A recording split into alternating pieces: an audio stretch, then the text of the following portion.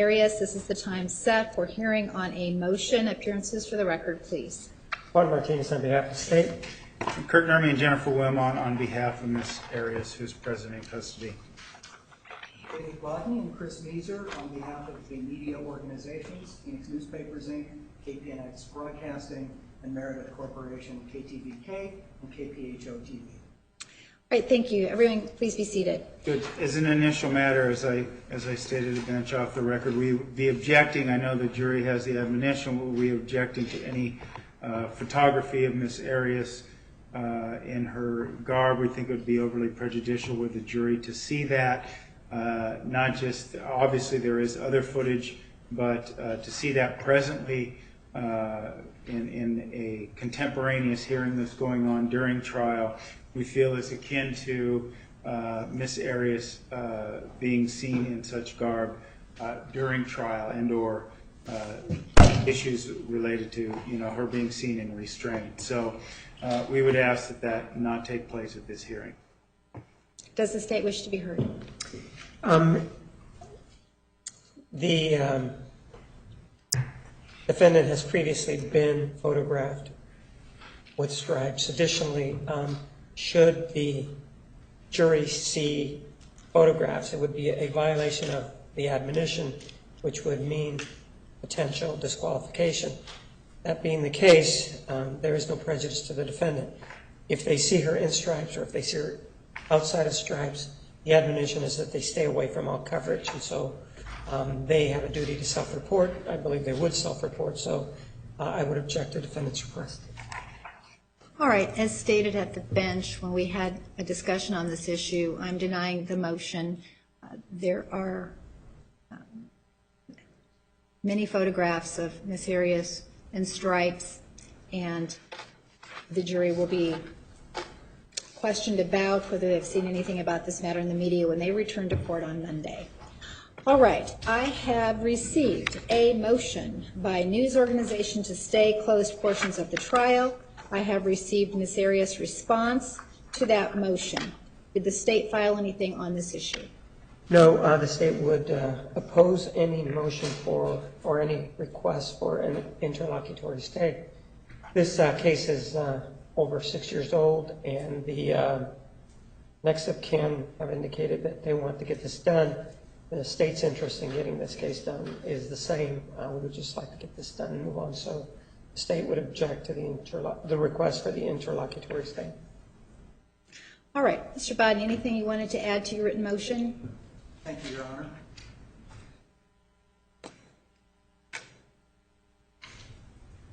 Good afternoon, Your Honor. Good afternoon. Thank you for this opportunity to be heard on our motion to stay the closed portions of this trial. And to be clear, we are not asking the court to stay this criminal trial indefinitely or otherwise. We are asking only that the closed portions of the trial be stayed for a finite period of time to allow the Court of Appeals to consider a special action on the question of whether the closing of this criminal trial and witness testimony in that trial constitutes a violation of the First Amendment rights of the press and public and their rights under the Arizona Constitution and Rule 9.3 of the Arizona Rules of Criminal Procedure. We believe the motion to stay should be granted and that it should be decided under the standard four-part test. Those 4 parts include a strong likelihood of success on the merits, number 1. Number 2, the news organizations will suffer irreparable harm if the stay is not granted. Number 3, that the stay will not harm defendants' rights. And number 4, the public interest strongly supports the issuance of a stay. Under the first prong of that 4-part test, Your Honor, we believe there is a very strong likelihood of success on the merits because closure may be supported only by specific on-the-record findings demonstrating that closure is essential to preserve higher values, in other words, a compelling interest, and that closure is narrowly tailored to serve that interest. Now, the Ninth Circuit Court of Appeals, interpreting the First Amendment in cases such as Oregonian and Symington, held that the findings must establish first that closure serves a compelling interest, and second, that there is a substantial probability that in the absence of closure, the compelling interest would be harmed. More precisely, under Press Enterprise 2, decided by the United States Constitution, it requires a finding that the defendant's fair trial will be prejudiced by publicity that closure would prevent.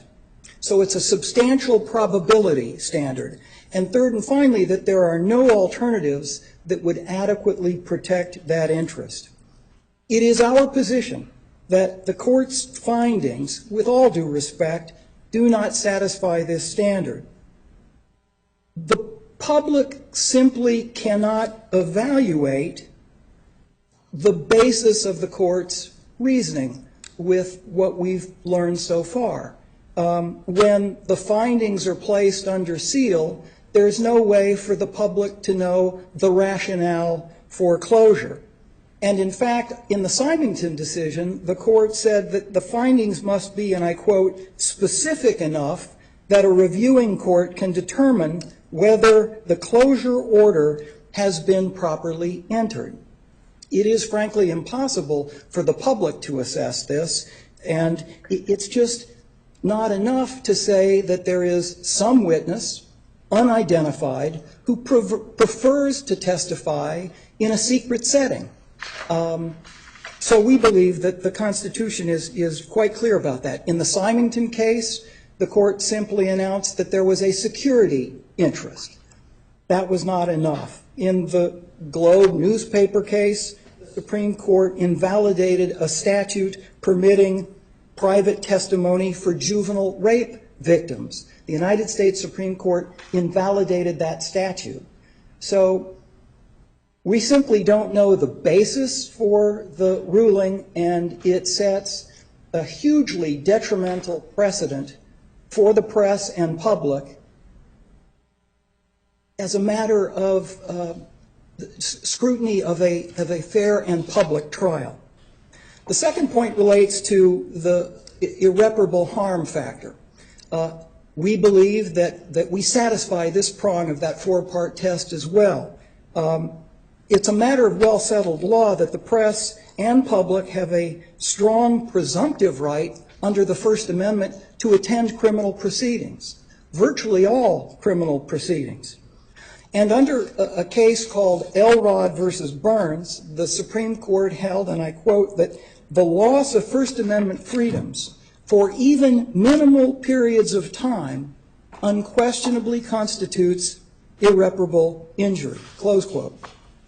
So if this proceeding, and by this proceeding I am referring solely to the closed court testimony of a secret witness, is not stayed here, the public will be deprived of its right to an open and public trial, which is one of the most fundamental rights guaranteed by the First Amendment to the United States Constitution and Article 2, Section 11 of the Arizona Constitution, which states, and I quote, "Justice in all cases shall be administered openly and without unnecessary delay." The third prong, a stay won't harm the defendant's rights. We seek only a stay of the closed portion of this trial so that the Court of Appeals may evaluate the constitutionality of the court's ruling. To our knowledge, there's only one witness testimony involved. Other testimony in the case can continue. And I must say, in a case that's been going on for 6 years, and in a case where the sentencing phase has been going on for months and months, surely the defendants have known about some witness who, for whatever undisclosed reason, feels uncomfortable testifying in public. That's not a harm to the defendant's rights. That's a harm to the public's rights, which I submit as a matter of First Amendment law, Sixth Amendment law, and the Arizona Constitution. And finally, for those reasons, the fourth prong, we believe that the public interest strongly supports the issuance of a stay. We believe that this is virtually unprecedented in criminal proceedings. I'm not aware of a courtroom in a criminal trial such as this where a witness is able to dictate the public's ability to monitor justice in our criminal courts. But that's essentially what's occurring here. We don't know who he or she is. We don't know what the interest is. We're unable to evaluate those constitutional standards. So all we ask is a brief stay that will allow a reviewing court to determine the constitutionality of Your Honor's ruling. We don't mean to interrupt the flow of this proceeding. It won't harm the defendant's rights, but conversely, it will harm the ability of the press and public to monitor these proceedings as guaranteed by the law. Thank you, Mr. Thank you, Your Honor. Mr. Martinez, anything on behalf of the state on this issue? No, thank you. Mr. Nermi? Thank you, Your Honor. Your Honor, given that counsel for the news media has brought up the Sixth Amendment, I think briefly that is where I'd like to begin today, because last time we were here, and obviously if Ms. Arias gets a sentence of death, the representation that Ms. Wilmot and I give her will be looked at and scrutinized for years to come. I bring this up in the Sixth Amendment context because last time we were here, if the court would recall, that was several weeks before trial, and I asked that the court revoke the media interest status as an intervener. I do that again today because of the fact that we are now in the midst of capital proceedings that have been going on for some time now. And rather than solely focusing on the Herculean task of saving Ms. Arias' life, Ms. Wilmot and myself are now tasked with responding to these motions of the media interest to broadcast these proceedings. That being said, anything further I say I think would be belaboring the point that I've made in the written motion. I'm assuming the state has our written, or excuse me, the court has our written motion. I do. And it sets out the reality that the delay would cause and the harm it would cause to that due process rights. And one thing that the media interests typically and routinely ignore is the heightened standard in capital proceedings, and nothing I've heard today regarding the public's interest is in excess of that. The only other thing I would mention is my understanding, based on the posture from the Court of Appeals, is that they would be hearing the issue on November 25th. So what the media interest at 1 p.m., what the media interest is doing, should things not change, is they are asking you to stay these proceedings for some 3 weeks to have this issue considered and then move forward with a jury that is committed to being here through December 18th. So that being said, Judge, we would ask that the court, first of all, deny the motion and once again reconsider our motion to revoke the intervener status of the media interest. Thank you. Mr. Nermi, let me ask you a question before you sit down. The request is to enter a stay with respect to the testimony of the witness currently on the stand. I'm sorry, I didn't hear the... The request is to enter a stay with respect to the witness currently on the stand. If the court granted that request for a stay, would that affect the defendant's ability to proceed with mitigation?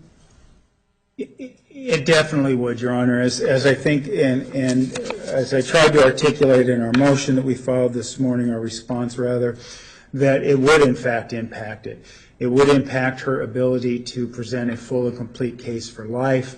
The interest of the public to access this, or the media to broadcast it, is of lesser import, obviously, and they are making light, if you will, of the importance of this, and just say, well, just put it on hold and shift things around to accommodate their interests.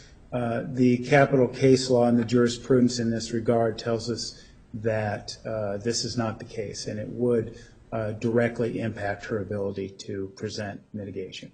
So it is not feasible to rearrange your witness schedule to call other witnesses?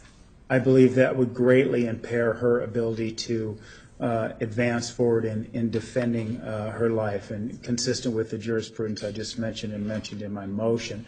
The other issue is delays of the sort that the media interests wish this court to take could cause even further delays with other witnesses, and who also have predetermined or carved out time in their schedules to participate in this trial. Should that schedule be eviscerated by the granting of this stay, subsequent delay would be inevitable. All right, thank you. Mr. Bodney.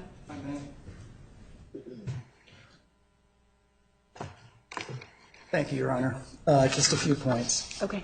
The first is, if the court is concerned that the testimony of one witness has begun, it would be interrupted by a stay, and it believes counsel's representation that it's not feasible to rearrange the schedule, we certainly prevail upon the court to reconsider its closure order and withdraw it, so that the remainder of this witness's testimony will occur in public session, and that a transcript of that portion of his or her testimony that took place in secret will be made available to the public promptly. We think that addresses the feasibility concern, accommodates the constitutional concerns entirely. And it will avoid a special action review of this matter, whether it occurs on an expedited basis early next week for the Court of Appeals, or in a more orderly fashion for the Court of Appeals, let's say within the next 10 days. That's the kind of stay that we're requesting. And briefly, if I may respond to counsel's points, we understand their concern about the scrutinizing of their conduct for years to come. But what they seek in requesting that our intervenor status be revoked would undo 34 years of constitutional precedent, starting with Richmond newspapers in 1980, Globe newspapers within 2 years thereafter, and then the two press enterprise cases, all four of which were decided by the United States Supreme Court, recognizing that not only do the press and public have a constitutional right to attend criminal proceedings, but that the right is violated when there isn't a prompt hearing at which specific findings are issued in support of a compelling interest, narrowly tailored, and so on. I want to correct for the record something else that counsel said. He was balancing the interests of the media organizations as a right to broadcast these proceedings. That's not what we're requesting here today. We're asking for a more fundamental right, asking that a more fundamental right be protected. That right is the right to attend a criminal proceeding. Counsel indicated he'd heard nothing to satisfy the heightened standard here, and I'm just not sure that I can say anything beyond the fact that death is different not only for this defendant, but for our entire society, for this community.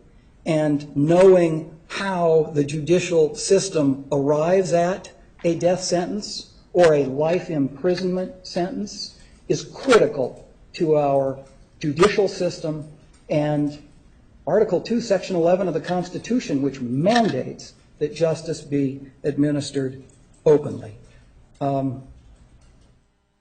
I think I've addressed the principal issues. We are grateful, Your Honor, for your time and attention this afternoon. Thank you. Thank you again, Mr. Bodney. All right, the court is aware of its obligation to hold these proceedings open to the public. The court has done so. Members of the public and the press have been at this penalty phase retrial since the beginning. They were here for jury selection, and they have been here since jury selection every day. This court entered an order yesterday to seal the testimony of a witness based upon information provided at a hearing conducted in chambers.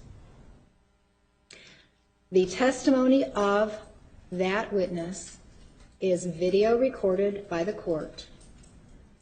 In the event that the Court of Appeals makes a determination that the testimony should not have been sealed, that video recording could be played for members of the public to view immediately upon the Court of Appeals ruling.